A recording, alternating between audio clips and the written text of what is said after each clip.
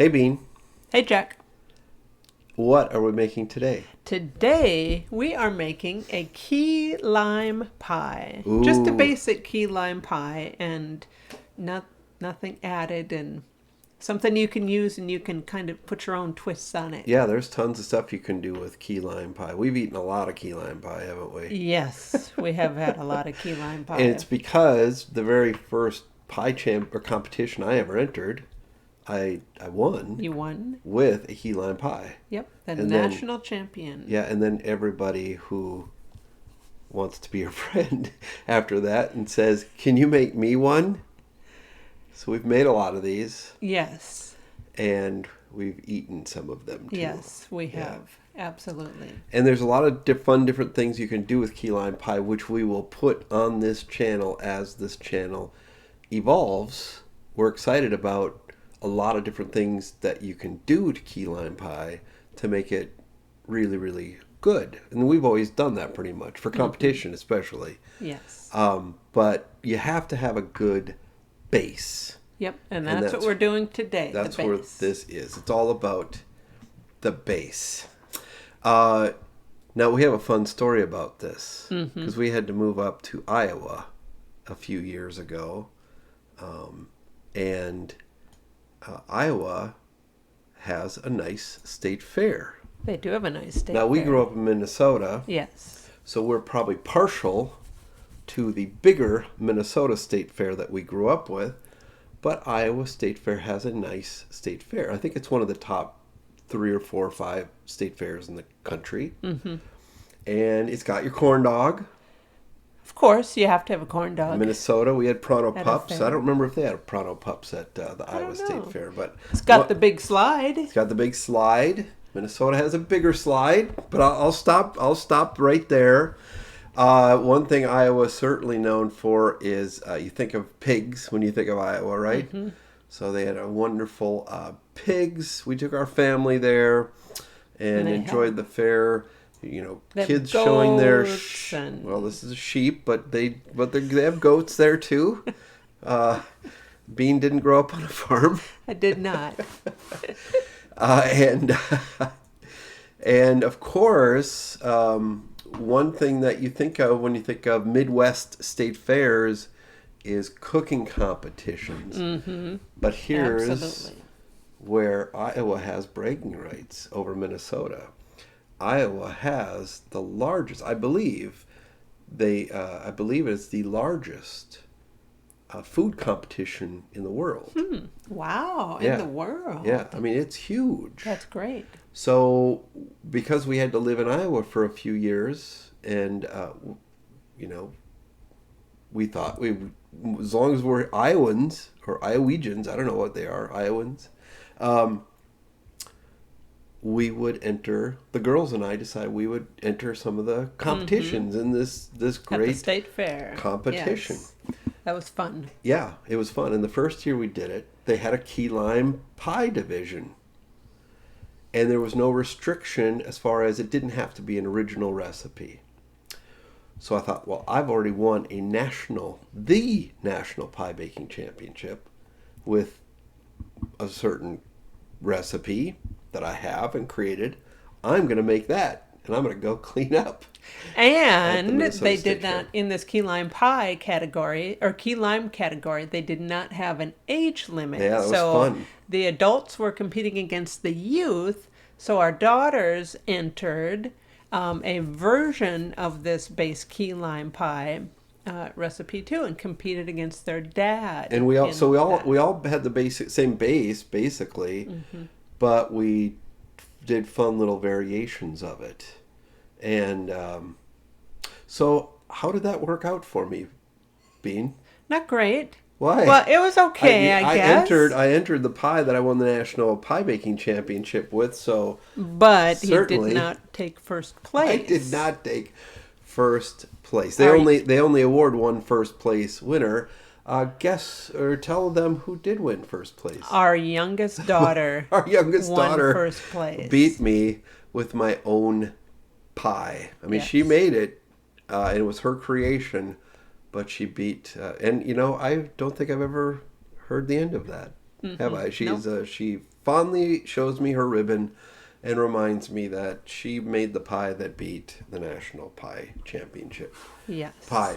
So this pie that we are about to share with you is the base for both a national championship key lime pie and an Iowa State Fair key lime pie.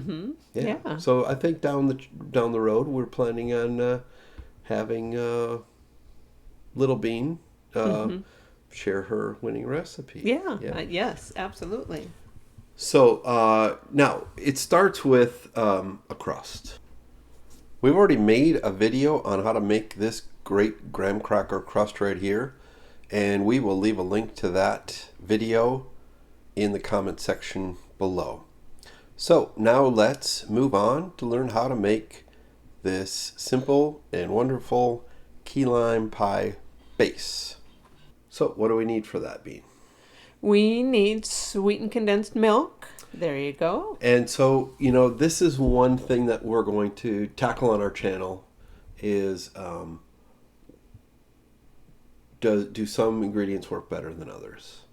And sweetened condensed milk, I believe, because I've done a lot of experimentation on this, we're not going to get into it too deeply now, but something to look forward to down the road. Some sweetened condensed milks are better for key lime pie than others. You mean different brands are Different better? brands, Oh, okay. yeah. And then some of the generic brands, I think, basically come off the same line as the major brands. And so for me, the Walmart brand, it's the least expensive in our area, and it's one of the better ones to work. So Interesting. yep, I use whatever works best. And in this case, the Great Value brand, I'm not endorsing it or being paid for it, but I just wanted to point out that the name brand isn't always the best. well, yeah, the kind of condensed milk you use can affect how well the key lime sets. You need 2 eggs, and this is an area that we have decided more recently, and always for competition, to use pasteurized eggs. Oh, right. And Yep. so now this isn't pasture raised eggs. It's very confusing at the store because pasture raised, meaning that the chickens are raised in a pasture, looks almost the same as pasteurized when you're looking quickly. But there's one brand that we use, Davidson's Safe Eggs, and they're pasteurized raw, and then you could drink these like Rocky if you wanted to, and the salmonella is not an issue. So for extra safety, we always use them because it's a lesser baked pie, unless you want to bake it longer. But if you bake it longer, it can kind of curdle up and some of the moisture splits, and it's not that nice creaminess that you're looking for in a key lime pie. So we have started using the pasteurized. It's not necessary. A lot of places say, but that's your call. But that's what we do. So we need 2 of those, 2 eggs. Yeah, and we need How much key lime juice? 3/4 of a cup of key lime juice. Some recipes will bring it up to a cup. That's very common. The one that I developed, I used 3/4 of a cup. Okay. And that seems to be a good amount for us, for this recipe. Yeah, what's funny though, it's because when we went to Key West, I noticed that the key lime pies weren't as strong as the key lime pie everywhere else that I had. It was in many of the ones that I liked anyway were a little bit more mellow. So we have our 3/4 of a cup of juice, and it's time to start making the pie. All right.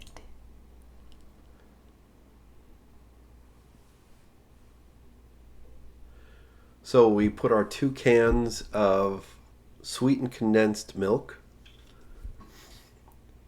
Boy, those are a lot thicker than I remember them to be. I'm always surprised at how thick the sweetened condensed milk is. Yeah. They cook it down pretty thick. There's another thing that we do with this. I forget exactly where this comes from, but you can make dulce de leche Oh, that's out right. of this, and we've used that in some pie competitions too. So here's how I do it. I always add the juice to the condensed milk first, and here's why. As opposed to what? As opposed to mixing the eggs in first. Oh, okay. And there are some recipes that kind of insist on putting the eggs in first. Oh, okay. And I've tried both ways a lot of times. I've never seen any difference on the outcome. But the reason I like putting in the juice first is often we make this without pasteurized eggs. Mm-hmm. We always use it for competition or if we're giving it to people. But if we're at home, sometimes we trust the eggs will be fine. And it's baked. But you can taste it this way. And for me, oh yeah, I want it, after it bakes, it gets a little sharper tasting. That's a tip. And so once it's baked, it gets a little bit stronger on the lime taste. So what I am always tasting for is, have I gotten rid of the sweetened condensed milk taste? There's a certain kind of caramely taste that sweetened condensed milk has, and I want to make sure that I'm tasting lemon and not the sweetened condensed milk. So if you put the eggs in first, then you're going to be tasting well, raw yeah. eggs. Then if I'm concerned about raw eggs, right? If I'm not using pasteurized eggs, then I don't have to worry about eating raw eggs. If I'm doing pasteurized eggs, it really doesn't matter.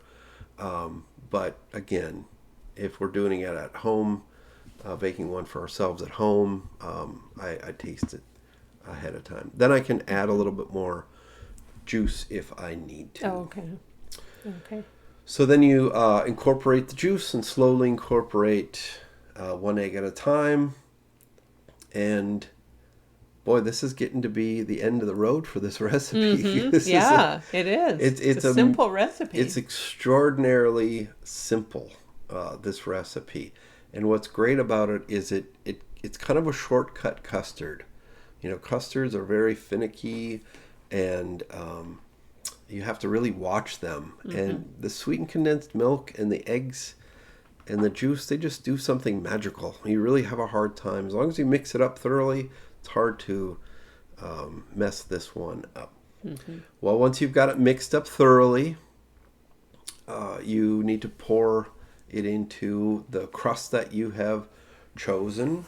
This is a crust that we made and baked previously for about 8 or 9 minutes to get it a set and give it a little bit of a head start, and it helps prevent getting a soggy bottom. And nobody likes a soggy bottom. Wants a soggy bottom. Yeah.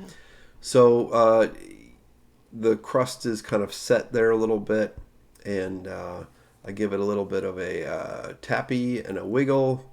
And does that just even out the key lime? You're trying to move it around, okay. Getting your little air bubbles out, and that's it. Hey, Bean. Yeah, Jack. Where did we go? Where did the pie go? It's in the oven. It's in the oven. So now we put the pie in the oven for 350 degrees for about 15 to 20 minutes. All right. And you just jiggle it a little bit. If it's a little bit wobbly in the middle, take it out. It's done. And if you've used pasteurized eggs, especially, you should be good. Nice. This is what it looks like when it's done and cooled down a little bit. This one that we're showing has a couple of holes on the top. You wouldn't need to have the holes on the top. I just have been doing some research as we're making these pies, and I wanted to see what the temperature was of the filling about midway and in the middle. So And none of that's important for our video right now. But that's why there's a couple of little holes at the top, because I stuck the thermometer in there to check what the temperature was. And it's ready for decoration now. All What's right. your favorite topping for key lime? Because this is it. I mean, this is a key lime pie. It's ready to go. So I like just this whipped cream, like a little sweetened, not necessarily just straight Cool Whip, but just a little whipped cream. Yeah, I'm not sure you should put Cool Whip on this. Yeah, no, I don't want to put Cool Well, you Whip just on said it. Cool Whip. I said not Nothing necessarily against Cool Whip. nothing against Cool Whip. We use it in some things. I but- said, didn't I say sweetened No, Cool you said Whip? Cool Whip. No, I said not necessarily Cool Whip. Let's agree that we're gonna Cool Whip is fine for a lot of things. We use it, but for this, I think we prefer kind of a sweetened whip topping, but not Cool Whip. What are we trying to get at here? Whipped cream. That's what Whipped cream. Yeah, we're Yeah. supposed to be the authorities on this Not me project. necessarily. Yeah. A sweetened whipped cream is usually what we put on it. Now, it's very common down in the Keys to put meringue on it. I don't like meringue. Well, but it's very common to do that. And usually it's a different recipe because usually they might take 4 eggs and separate them and use the egg yolk Okay. only. You get this nice yellow key lime. And then you whip the meringue. Whip the meringues. You whip a meringue out of the egg whites. Okay, Yeah. gotcha. And that's very common. And you can, like we talked about earlier, you can put a variety of crusts on these too. I mean, we like graham cracker though. Mm-hmm. So I do. Yes. Very simple recipe. Yay. yeah, and it's so good. It's such a winner. So this is a good one for the holidays. Any holiday. We've brought it to Thanksgiving before, and it was kind of the first one taken sometimes. I mean, it's hard to beat pumpkin at Thanksgiving and pecan, Oh, yeah. but that I was surprised how fast that went. Christmas, you can decorate this up for Christmas really nicely. Yep. Of course, Easter, it's a great one for Easter, and course. all summer long. So versatile. It's a very versatile. So simple to make. Take a look at our crust recipe. You can make this pie. So have fun making this one. Yay. Yay!